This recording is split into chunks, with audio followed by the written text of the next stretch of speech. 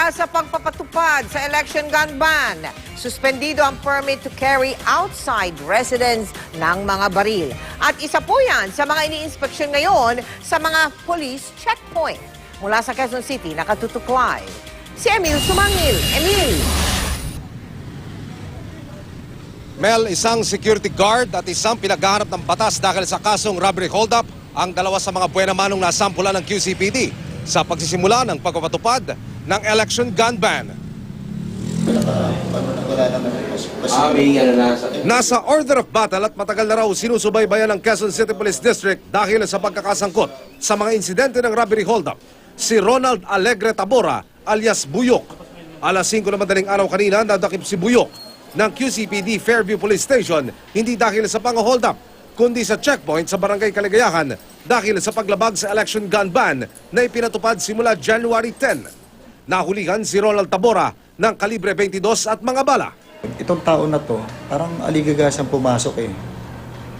Urong sulong siya. Tapos nung na-check nga ng polis natin, ito, nakita na may dalang baril.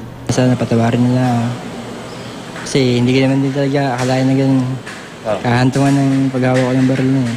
Pamilya po, nahihiya po ako dahil wala na po ang trabaho. Ito pa ginagawa ko. Ang security guard naman na si Doven Demerin, nadakip sa Barangay South Triangle.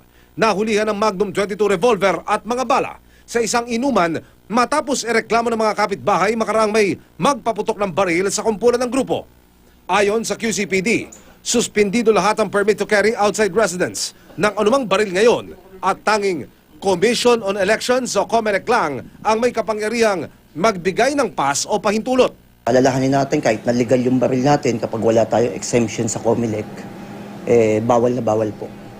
Kahit po alagad ng batas, bawal po magdala ng baril unless kung naka-uniforme po kayo. Hindi lang po baril ang pinagbabawal pagdating dito sa ating Omnibus Election Code. No? Pati po yung mga patalim. Asahan na rin daw ng publiko na darami at paigtingin ang mga isinasagawang checkpoint sa lansangan. Pero para sa kapakanan ng lahat, ang PNP checkpoint dapat nasa maliwanag na lugar.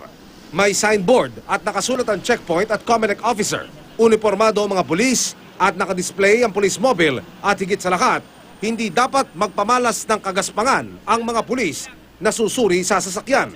Hindi rin dapat pahubain ang mga sakay maliban kung may alarma ang sasakyan o suspicious ang laman ng bihikulo. Yung humane saka yung utmost courtesy, talaga pong ini-exercise yan. Nire-required na lang po natin yung mga motorista, lalo na yung mga nakasakay sa four wheels na ilawan na lang nila yung sasakyan nila, lalo na yung mga heavily tinted. Yung plain view doctrine po, yan ang pinaano natin. Kung ano lang po yung naaaninag sa sasakyan, pero bawal na bawal po yung buksan yung sasakyan at maghalughog sa loob ng sasakyan. Bawal po yan.